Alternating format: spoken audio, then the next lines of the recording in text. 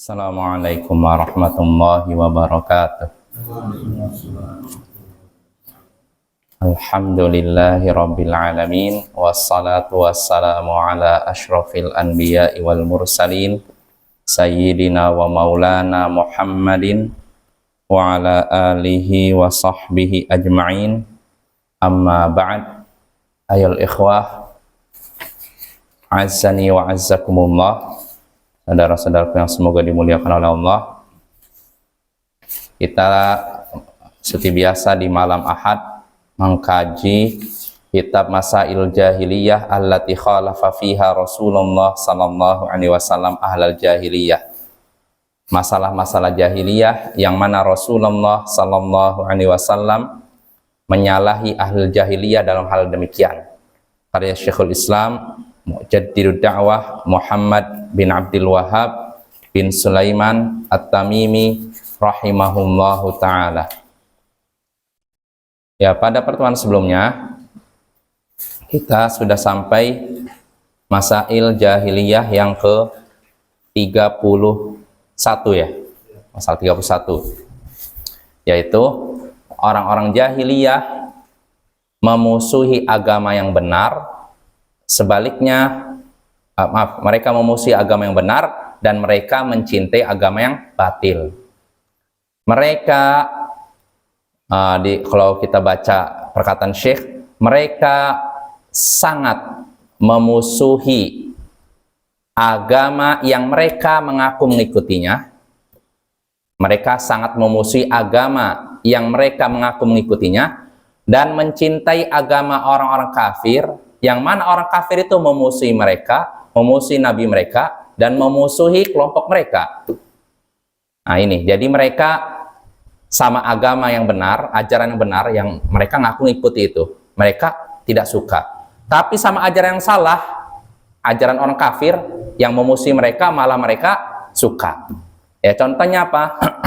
Syekh menyebutkan seperti contohnya di sini, seperti yang mereka lakukan terhadap Nabi Sallallahu Alaihi Wasallam tatkala mendatangi mereka dengan membawa agama Nabi Musa, ya kan?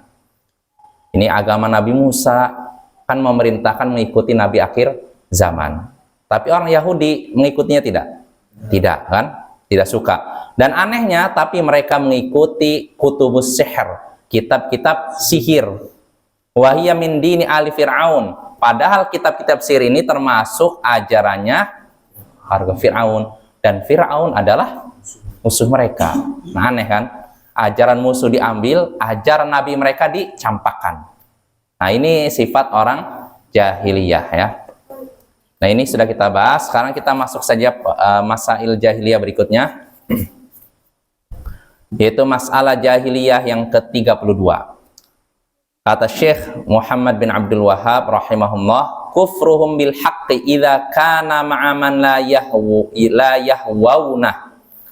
Kama qala ta'ala wa qalatil yahudu laysatin nasara ala syai' wa qalatin nasara laysatil yahudu ala syai'. Mereka mengingkari kebenaran jika kebenaran tersebut ada pada orang yang mereka tidak sukai. Mereka mengingkari kebenaran jika kebenaran tersebut ada pada orang yang tidak mereka sukai. Artinya dibenci, mereka benci. Sebagaimana Allah mengabarkan di sini, Allah berfirman di sini, wa qalatil yahudu laysatin nasara ala syai'. Orang-orang Yahudi berkata bahwasanya orang-orang Nasrani tidak punya pegangan sama sekali. Nah ini, wa qalatin nasara laysatil yahudu ala syai'. Dan orang-orang Nasrani juga berkata bahwasanya orang-orang Yahudi tidak punya pegangan sama sekali. Ya ini Bapak ya. Artinya apa? Mereka menolak kebenaran yang ada pada selain kelompok mereka. Nah, ini sifat orang jahiliyah. Jadi di sini kata Syekh, mereka itu mengingkari kebenaran jika kebenaran itu ada pada orang yang tidak mereka sukai. Kalau tidak disukai artinya apa? Mereka benci. Kalau kebenaran yang ada pada orang yang mereka benci, mereka nggak terima. Tapi kalau ada orang yang mereka sukai, mereka terima. Nah, ini sifat jahiliyah. Kita baca syarah penjelasan dari Syekh Shalal Fauzan tentang masalah jahiliyah yang ke-32 ini. Kata Syekh Shalal Fauzan hafizahullah, wa hadhil mas'alat min akhtaril masail. Masalah jahiliyah yang sekarang kita bahas ini termasuk masalah jahiliyah yang sangat khotor itu sangat berbahaya. Sangat istilahnya sangat akhtar, sangat riskan ya.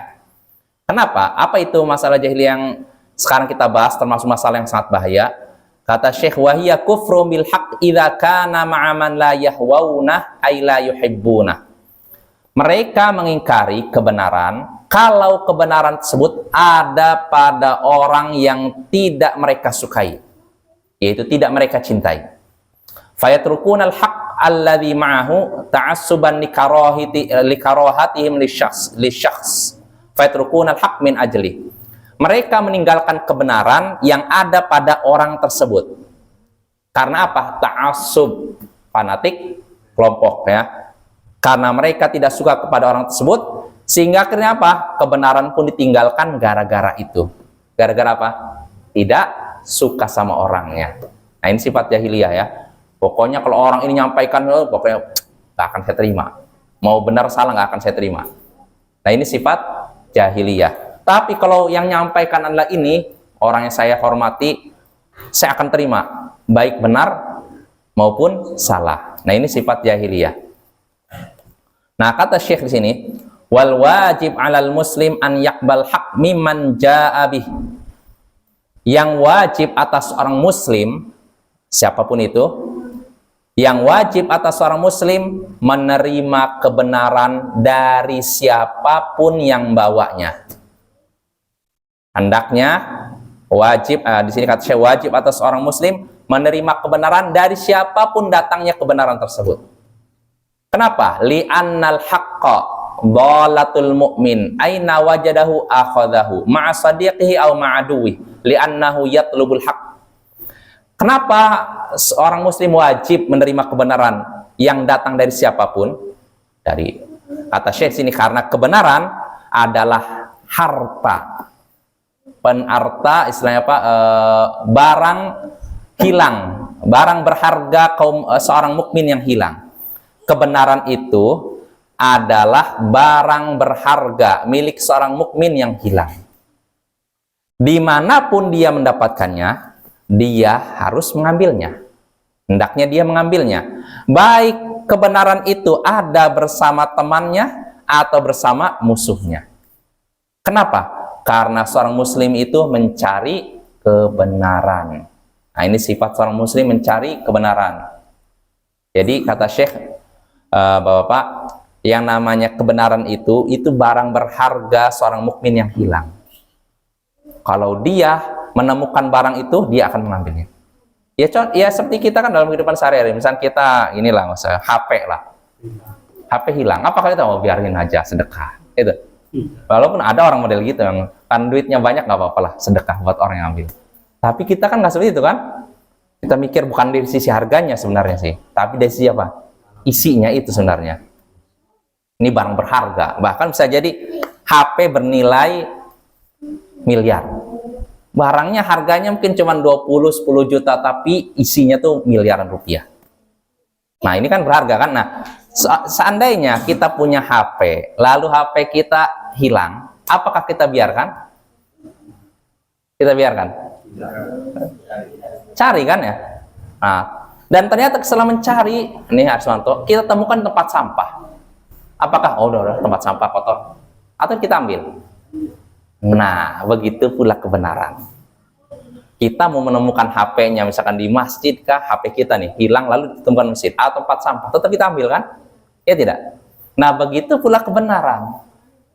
Kebenaran itu sama seperti HP, bahkan lebih dari HP ya. Saya cuma ngasih perumpamaan aja itu. Artinya kebenaran itu, kata Syekh, itu seperti harta berharga yang hilang dari seorang mukmin. Artinya mana? Artinya apa? Ketika dia dapat, menemukan, dia ambil. Baik kebenaran itu ada pada temannya maupun pada musuhnya. Baik pada orang yang baik maupun buruk.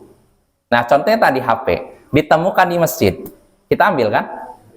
HP kita ditemukan tempat sampah, bahkan di bandar sekalipun. Kita ambil tidak? Nah, begitu pula kebenaran. Kalau misalkan kita menemukan kebenaran ada pada seorang muslim yang soleh, kita ambil tidak? Ambil. Dan ternyata, tapi kalau ternyata kebenaran itu ada pada seorang kafir, penjahat, ahli maksiat, kita ambil atau kita tinggal? Ambil. Kalau memang itu kebenaran kita ambil, jangan kita tolak ya. Karena itu harta kita yang berharga yang sudah hilang, kita ambil. Jelas Bapak ya? Jadi kalau ada orang yang menyampaikan kebenaran, kewajiban kita menerimanya. Siapapun yang menyampaikannya itu, baik orang muslim yang soleh maupun orang kafir yang fajir, yang fasik, yang zalim. Ya, ini masalah menerima kebenaran, bukan belajar. Kalau masalah menerima kebenaran, kita nerima kebenaran dari siapapun. Udah orang muslim, kafir, udah orang fasik, orang pezinah kah, kalau menyampaikan kebenaran kita terima, jangan kita tolak. Betul tidak? Ya misalkan contoh saja ya. Ada seorang pemabuk, penjudi, siapa lagi? Durhaka, pembunuh. Suatu hari nasihati kita. Misalkan ini contoh sederhana gini aja, saya datang satu tempat, saya nggak tahu kiblat mana. Saya akhirnya sholat arah sana. Ternyata si penjudi ini, pencuri, pemabuk, pembunuh ini berkata, bang, kiblatnya salah, arah sana. Saya mau hadap ke sana, yang benar katanya sana. Dan dia orang situ. Saya orang pendatang, nggak tahu kiblat. Dia orang situ, dia ngasih tahu kiblat arah sana. Dan yang dia sampaikan benar. Apakah saya tolak? Pencuri, saya pokoknya kiblat sana lah. Gak mau ngikutin dia. Begitu? Atau kita ikuti perkataan dia? Kenapa ikuti perkataan dia, Ramadan? Kebenaran kita, siapapun yang menyampaikan kebenaran kita terima, ya. Jangan kita tolak, ya. Ini masalah menerima kebenaran, bukan mempelajari agama atau istilahnya mencari kebenaran. Bedakan antara menerima kebenaran dan mencari kebenaran. Kalau mencari kebenaran, carilah pada orang yang baik. Tapi kalau menerima kebenaran dari siapapun, dari orang baik maupun orang buruk. Jelas ya? Nah, jadi kalau kita mencari kebenaran atau belajar agama, tentu nggak bisa kepada semua orang. Orang lagi megang ini bir, Pak, saya pengen belajar agama Pak. Bisa? Yang diajarkan nanti macam-macam biru kan. Nah, itu nggak layak ya. Jadi bedakan antara menerima kebenaran dengan mencari kebenaran. Ya. Kalau menerima kebenaran ini dari siapapun. Tapi kalau mencari kebenaran, carilah pada seorang muslim soleh, berakidah baik. Muslim soleh, berakidah baik. Ya. Karena saya berikan contoh lagi nih, masalah bedakan antara menerima kebenaran dan mencari kebenaran. Contohnya tadi kan barang berharga ya. Ya misalkan anggap barang berharganya nggak hilang lah. Kita tahu barang berharga di antara mutiara. Mutiara tahu harus ya? Tahu mutiara kan? Mahal apa murah? Mahal. Nah, kita kalau ingin cari mutiara di mana? Biasanya ditemukan di mana mutiara itu? Di sungai. Di gunung? Di mana? Di mana cari mutiara? Tahu mutiara kan? Mahal. Di laut kan? Biasanya di kerang katanya ya. Itu kan mahal kan? Itu harganya sampai puluhan juta kan?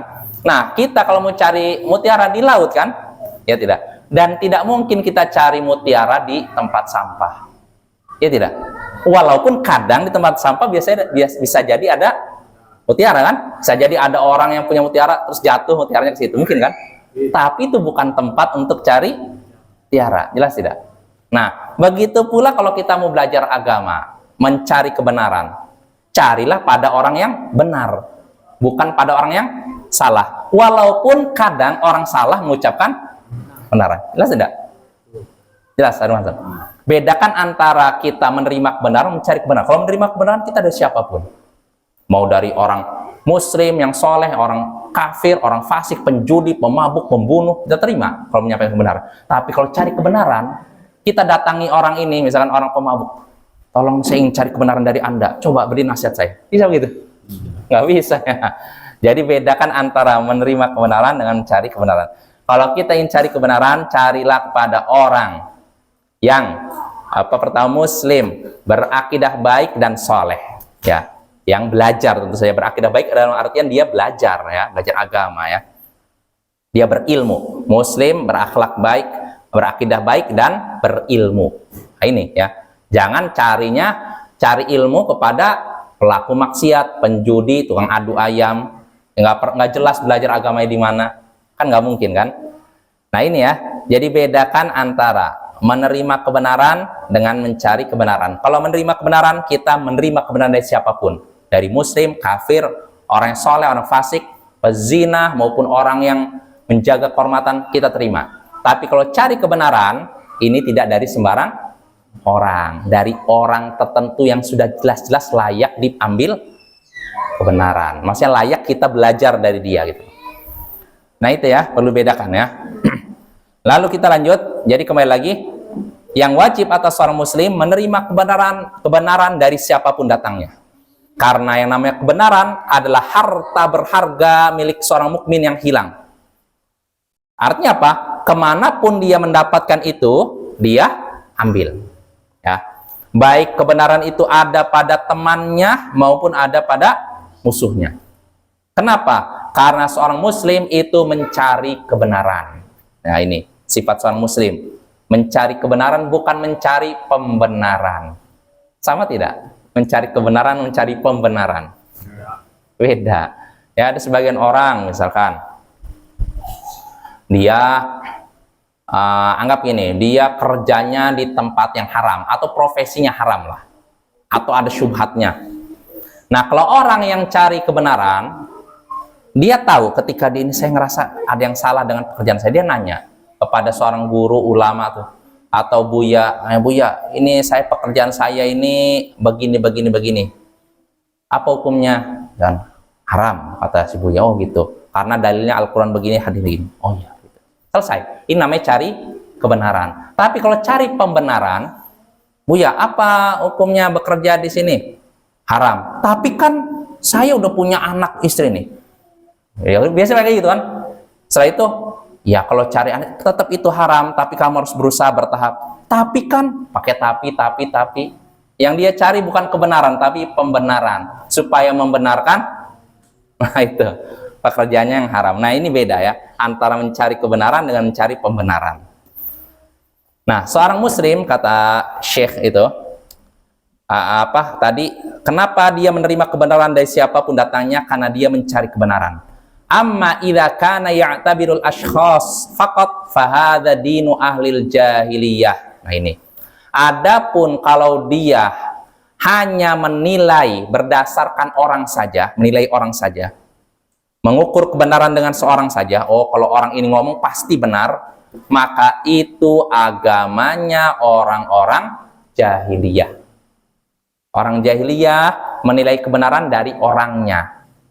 Ya, kadang kalau orangnya orang punya jabatan, oh pasti benar. Kalau orang yang rendahan, pasti salah. Kalau yang berpendapat ini orang kaya, oh pasti benar. Tapi kalau yang berpendapat ini orang miskin, pasti salah. Nah, ini agamanya orang-orang jahiliyah. Lalu Syekh menyebutkan sini, wa mithalu dzalik, contoh ini, contoh sifat jahiliyah yang disebutkan oleh Syekh. Jadi kata Syekh Muhammad Abdul Wahab, sifat jahiliyah yang ke-32, mereka mengingkari kebenaran kalau kebenaran itu ada pada orang yang tidak mereka sukai. Nah, contohnya di sini Syekh menyebutkan, ma dzakarahumullahu 'anil yahudi wan nasara wa hum ahlu kitabin wa ilmin. Contohnya apa yang Allah sebutkan tentang kaum Yahudi dan Nasara. Dan mereka, Yahudi dan Nasara, adalah ahli kitab. Artinya orang-orang yang punya kitab suci, wa ilm, dan punya ilmu. Artinya beda dengan musyrik Quraisy, musyrik Arab, beda. Beda dengan orang Majusi, beda dengan orang Hindu, Buddha, beda. Kalau ini mereka punya ini kitab suci ya. Fal yahudu, kata Syekh di sini, fal yahudu rafadul haq alladhi ma'an nasara. Nah ini, orang-orang Yahudi menolak kebenaran yang ada pada orang-orang Nasrani. Yang ada pada orang Nasrani mereka tolak, orang Yahudi. Wan Nasara rafadul haq alladhi ma'al Yahud. Dan orang-orang Nasara juga menolak kebenaran yang ada pada kaum Yahudi. Nah, kama qala ta'ala anhum, sebagaimana Allah mengabarkan mereka, wa qalatil yahudu laisatin nasara ala syai' wa qalatin nasara laisatil yahudu ala syai'.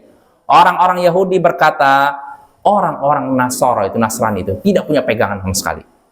Dan orang Nasara juga begitu. Mereka berkata orang-orang Yahudi tidak punya pegangan sama sekali. Artinya apa? Semua perkataan mereka harus ditolak. Benar salah kita tolak. Nah, ini orang-orang ahli kitab ya, punya penyakit seperti ini. Kata Syekh, walladzi hamalahum ala hadza huwal hawa. Yang menyebabkan mereka demikian adalah hawa. Maksudnya apa? Hawa nafsu, selera mereka, bukan mencari kebenaran.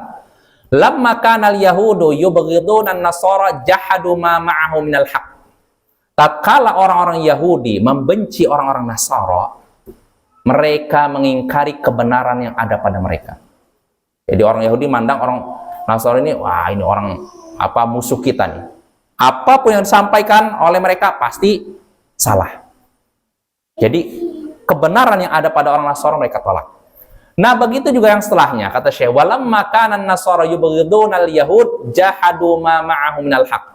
Tatkala orang-orang Nasara membenci kaum Yahudi, mereka pun mengingkari, menentang kebenaran yang ada pada mereka. Oh, ini orang-orang Yahudi ya, ini yang membunuh membunuh Tuhan kita nih, lalu menyalib Tuhan kita. Udah, nggak usah terima. Semua perkataan mereka harus ditolak. Nah, ini terjadi pada orang-orang jahiliyah, terutama ahli kitab. Nah, kata Syekh ini, wahum yatlunal kitab. Padahal mereka membaca Alkitab. Apa sini Alkitab? Taurat, ya kan? Sama-sama baca Taurat, baca Injil. Alladzi ya'muru biqabulil haq. Padahal mereka, orang Yahudi dan Nasara, sama-sama membaca kitab suci yang menyuruh mereka untuk menerima kebenaran. Tapi anehnya enggak, karena fanatik kelompok, fanatik golongan, mereka kalau orang Yahudi mandang orang Nasrani, wah ini tidak diterima sama sekali. Perkataan mereka ditolak sepenuhnya. Nah, orang Nasrani melihat orang Yahudi begitu juga. Nah, mereka sudah menyalahi kitab suci mereka. Nah, kata Syekh ini, kadzalika qala alladziina la ya'lamuna mithla qaulihim. Demikian pula orang-orang yang tidak tahu, tidak punya ilmu, berpendapat seperti pendapat mereka. Mereka mengatakan perkataan seperti perkataan mereka. Falladziina laisa ma'hum kitab saru 'ala hadzal manhaj. Dan kata Syekh, orang-orang yang tidak punya kitab, maksudnya kitab apa? Kitab suci, mereka juga berjalan di atas metode seperti ini. Maksudnya apa? Kalau ada apa kelompok selain kelompok mereka menyampaikan kebenaran, mereka tolak.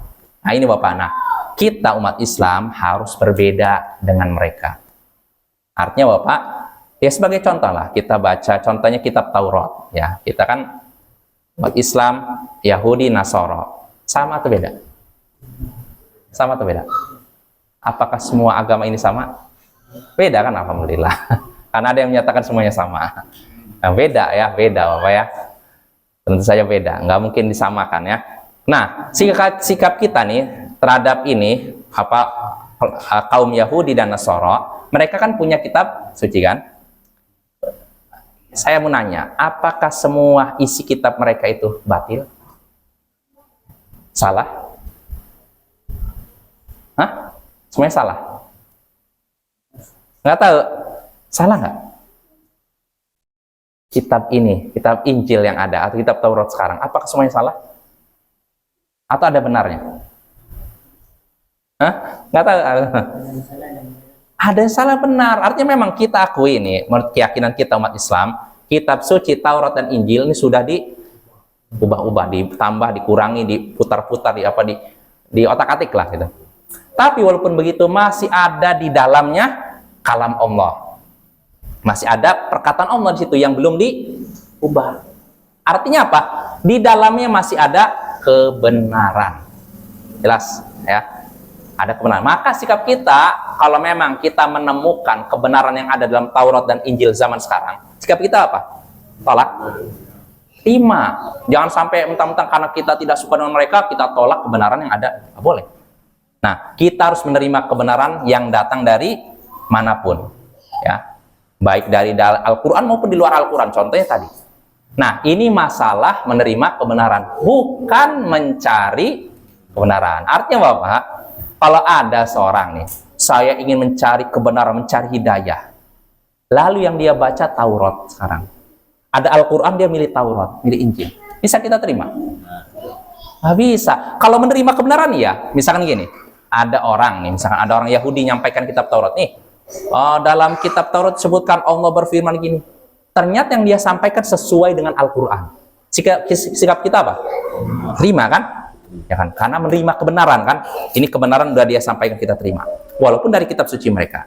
Tapi kalau ada orang yang berkata, saya ingin mencari kebenaran, mencari hidayah. Ini ada Al-Quran, Taurat, Injil. Dia nggak baca Al-Quran, oh saya baca Taurat aja. Karena di dalam Taurat kan pasti ada kebenaran. Bisa kita terima nggak seperti itu? Nggak bisa. Sama seperti orang cari mutiara di tempat sampah. Di tempat sampah ada mutiara nggak kira-kira? Mungkin ada, tapi mungkin perbandingannya 0,01%. Dari semua tempat sampah di dunia, mungkin ada satu daerah ada mutiara yang jatuh ke situ, milik seorang jatuh ke situ, mungkin. Tapi apakah waras seorang mencari mutiara di tempat sampah? Oh, saya mau mengunjungi semua tempat sampah untuk mencari mutiara. Waras nggak? Nggak kan? Kalau mau cari mutiara di mana? Di laut kan? Nah, begitu pula kalau kita ingin mencari kebenaran hidayah, lalu kita menengok kitab-kitab itu, Taurat yang sudah ya nggak ini ya, nggak lurus ya. Jadi kalau mau cari hidayah, lihatnya di mana? Al-Quran. Cari kebenaran, cari di Al-Quran. Jelas ya?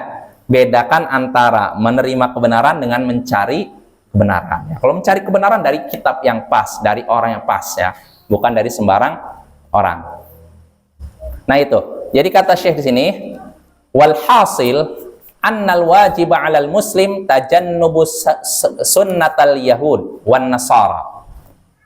Yang walhasil, kesimpulannya kata Syekh, yang wajib atas seorang muslim menjauhi kebiasaan orang-orang Yahudi dan Nasara. Ini wajib, ya, wajib, bukan cuma sunnah. Apa sunnahnya atau kebiasaan orang Yahudi dan Nasara di sini maksudnya? Kata Syekh, wahiyal kufru bil haq idza kana ma'aman la yuhibbu. Kebiasaan mereka yang harus kita jauhi ini, yaitu mengingkari kebenaran kalau kebenaran tersebut ada pada orang yang tidak disukai. Nah, jangan seperti itu. Kita pokoknya harus menerima kebenaran dari siapapun. Kalau kita nolak kebenaran dari seorang, walaupun orang fasik misalnya, kita nolak, berarti ini ada tanda-tanda apa?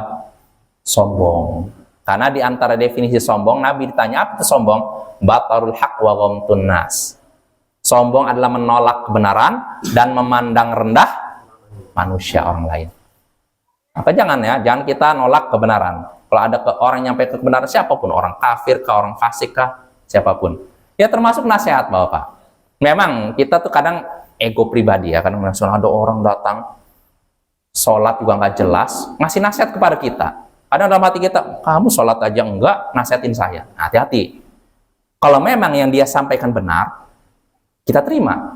Jangan mentang-mentang, oh saya rajin sholat, kamu sholatnya Senin Kamis. Tiba-tiba nasihatin saya. Hati-hati. Kalau kita merasa diri kita lebih tinggi daripada orang itu ada bibit-bibit sombongan. Hati-hati ya. Terima ya nasihat. Adapun menjalankannya, lihat dulu. Kalau memang nasihat orang ini sesuai dengan Al-Quran dan Sunnah, apa sikap kita? Jalankan. Tapi kalau nasihatnya bertentangan dengan Al-Quran Sunnah, kita tolak. Sambil kita hargai, oh dia udah datang jauh-jauh untuk nasihati saya, udah saya hargai nasihatnya. Adapun dijalankan atau tidak, nah ini urusan kita ya, tinggal kita lihat ya. Gitu. Nah ini, jadi sekali lagi kata Syekh, yang wajib atas seorang muslim menjauhi kebiasaan orang-orang Yahudi dan Nasara, yaitu mengingkari kebenaran, jika kebenaran itu bersama orang yang tidak disukai. Fala yahmilu, kata Syekh ini, fala yahmiluka bughdu syakhsi ala an tarfudha ma ma'ahu minal haq. Nah, kata Syekh ini nasihat yang bagus juga.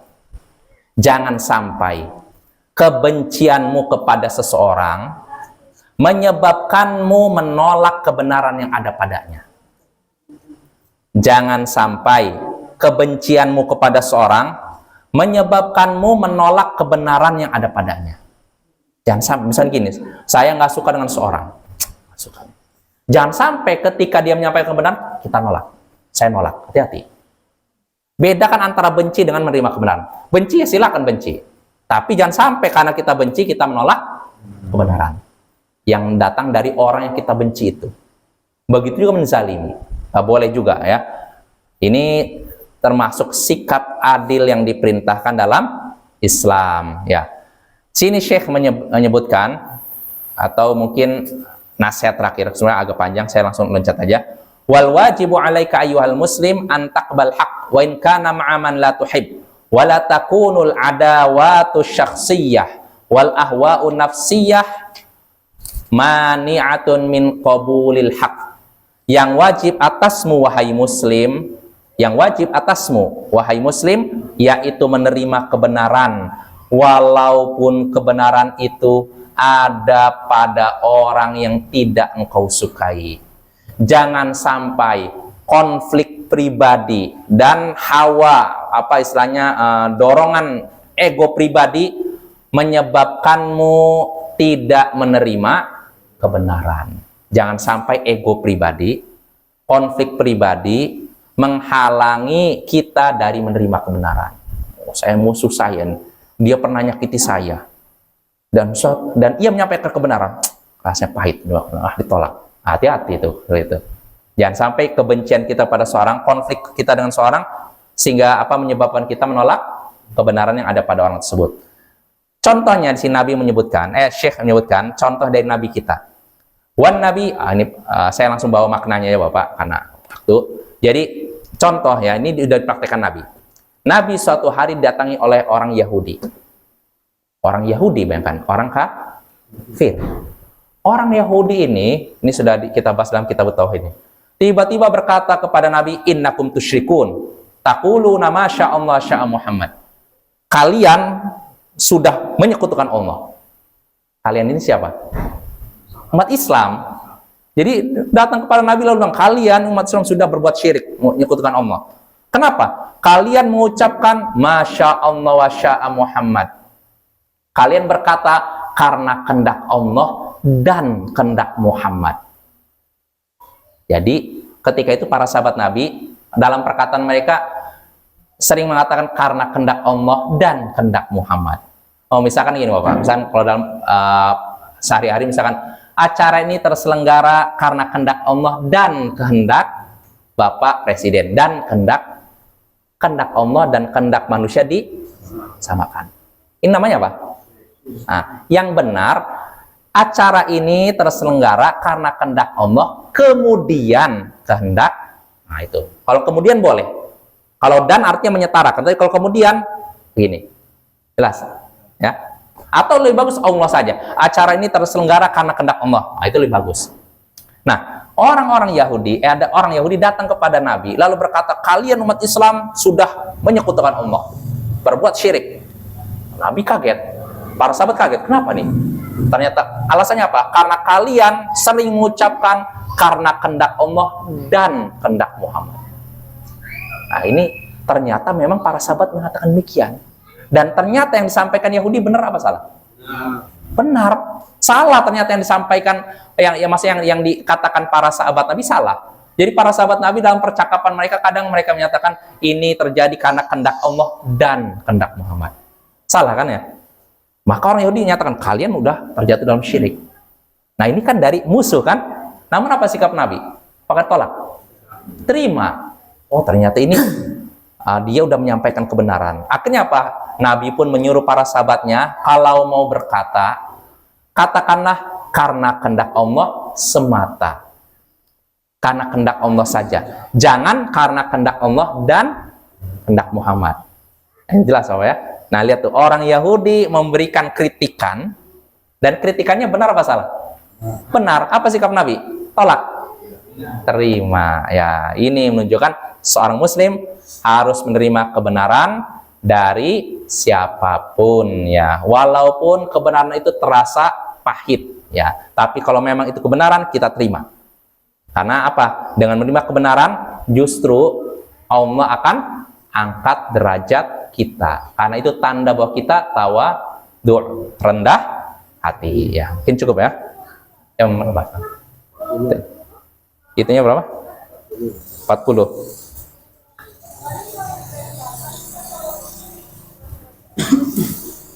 Fatwa. Oh ya, dikit lagi. Ya udah, kita satu lagi riwayatnya ya. Masih ada waktu. Nah, itu contoh pertama, kritikan orang Yahudi kepada umat Islam. Kritikannya benar, maka sikap Nabi apa? Nerima ya. Ternyata sahabatnya salah. Nah, ini juga contoh Bapak. Jadi kalau kita misalkan punya teman pengajian atau siapapun, lalu ada yang kritik dari luar, dan ternyata kritikannya benar, teman pengajian kita ternyata salah, yang orang luar benar, maka sikap kita bagaimana? Terima, jangan mentang-mentang, oh ini teman pengajian saya bela habis-habisan. Nah, kalau memang dia salah, kita katakan salah. Dan kalau memang kritikan dari orang luar benar, kita katakan benar ya. Ini sudah dicontohkan oleh Nabi kita. Contoh lain lagi, ini terakhir yang disebutkan Syekh. Wa kadzalikal ladzi ja'an nabi min ahbaril yahud. Demikian pula yang datang kepada Nabi dari kalangan pemuka agama Yahudi. Lagi-lagi Yahudi yang menyampaikan. Orang Yahudi ini hadisnya disebutkan oleh Sahih Bukhari Muslim. Dia mendatangi Nabi lalu berkata, wahai Muhammad, innallaha yatwis samawati biyamini wa yahmilul jibal ala isba' wal ardina al isba'. Wahai Muhammad, sesungguhnya di hari kiamat nanti Allah akan melipat langit dengan tangan kanannya, dan dia akan meletakkan semua bukit dan gunung di satu jarinya, dan semua tanah di satu jarinya. Sebutkan satu persatu sampai akhirnya setelah menyebutkan hadis itu, menyebutkan perkataan tadi, dia menyebutkan dari Taurat. Fan nabiyyu dhahik hatta badat nawajidu. Setelah Nabi mendengar perkataan orang Yahudi ini, Nabi pun tertawa sampai nampak gigi raung. Kenapa tertawa? Tasdiqon li hadzal hibr, karena membenarkan ucapan orang Yahudi tadi, pemuka agama Yahudi tadi, ulama Yahudi. Benar, Nabi pun tertawa. Ternyata yang dia sampaikan itu benar. Wa anzalallahu qaulahu, maka Allah pun menurunkan firman-Nya, wa ma qadarullah haqqa qadri wal ardu jami'a qabdatuhu yaumal qiyamah. Mereka tidak mengagungkan Allah dengan pengagungan yang sebenarnya, padahal bumi seluruhnya dalam genggamannya di hari kiamat. Was samawati matwiyatum biyamini, dan seluruh lapisan langit dilipat dengan tangan kanannya. Subhanahu wa ta'ala amma yusyrikun. Maha suci Allah dari apa yang mereka persekutukan. Kata Syekh di sini, falamma tabaqa qawla hadzal habr minal yahud al-haq qabilahun nabi wa surra bihi. Tatkala ucapan pemuka Yahudi tadi sesuai dengan kebenaran, sikap Nabi apa? Menerimanya dan gembira karenanya. Gembira karena sesuai dengan kebenaran. Jadi walhasil kata Syekh, annal muslim yajibu alai an yaqbal haq wa la tahmilhu adawatu syakhsiyah wa ghradduhu nafsiyah wal isya'atu allati tusya'an wa hadhi ahlul haq la tahmilu hadhil umur ala rafdi ma yaqulu hadzal alim. Ya, kesimpulannya gini. Kesimpulannya kata Syekh, seorang muslim wajib menerima kebenaran. Jangan sampai konflik pribadi, ego pribadi menghalanginya untuk menerima kebenaran. Ini kesimpulannya Bapak ya. Kesimpulan pelajaran dari masalah jahiliyah yang ke-32. Ya, insya Allah masalah jahiliyah yang ke-33 akan kita bahas pada pertemuan berikutnya. Wassallallahu ala nabiyyina Muhammadin wa ala alihi wa sahbihi ajma'in. Wa akhiru da'wana anil hamdulillahi rabbil alamin. Assalamualaikum warahmatullahi wabarakatuh.